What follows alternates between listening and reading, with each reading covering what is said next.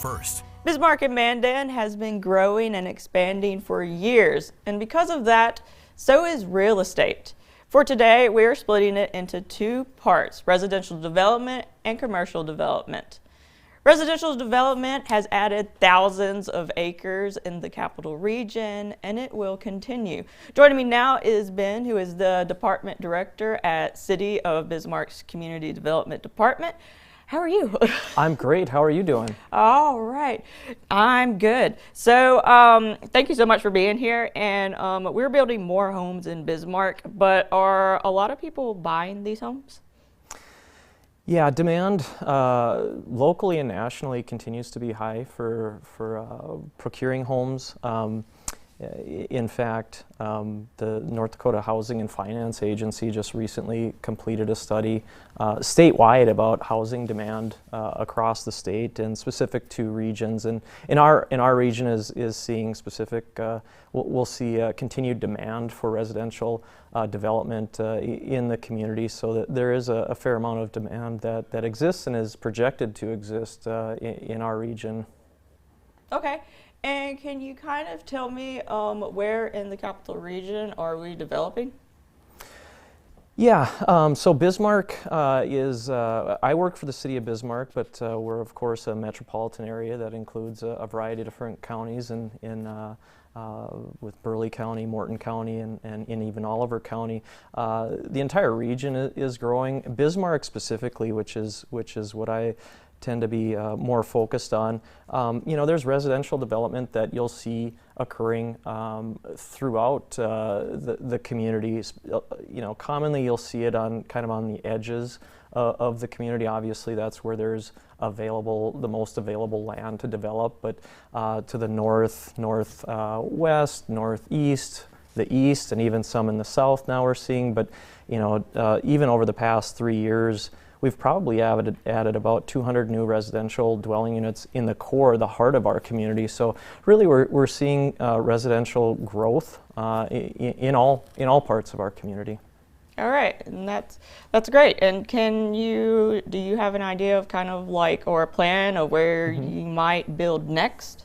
That's a terrific question, and actually a very timely one for us. We're actually in the process of going through the adoption process of a plan called Together 2045. That's what we call our comprehensive plan. So that plan will look out over the next 25 years to identify where future homes should be developed, where future commercial types of development should occur, and really that plan is being used to understand what the demands are in the community. We're projecting that there'll probably be about another 1,000 residents per year for the next 25 years coming into the city of Bismarck. So by 2045, we'll be at a size of about 100,000. We're at about 75,000 population right now, but the city of Bismarck will grow by that point over the next 25 years to about 100,000 in population.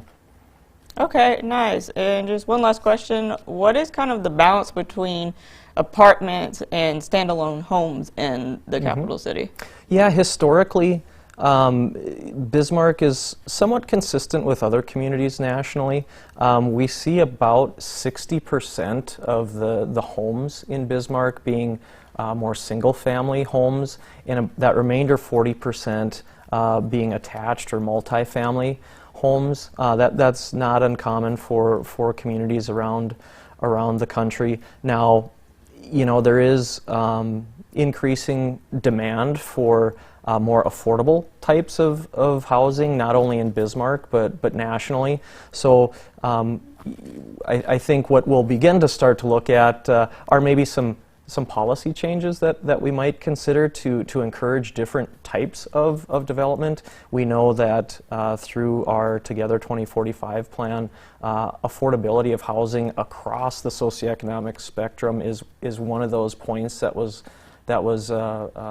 noted most often towards us, and so trying to identify ways that different types of housing can be built and is something we'll be taking a look at over the coming years.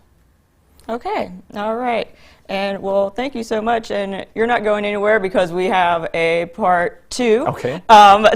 So you still have to stay with us for a little while, but thank you and stay tuned. We are going to talk about commercial development at KX News at 6. Thank you, Christina. Well, coming up.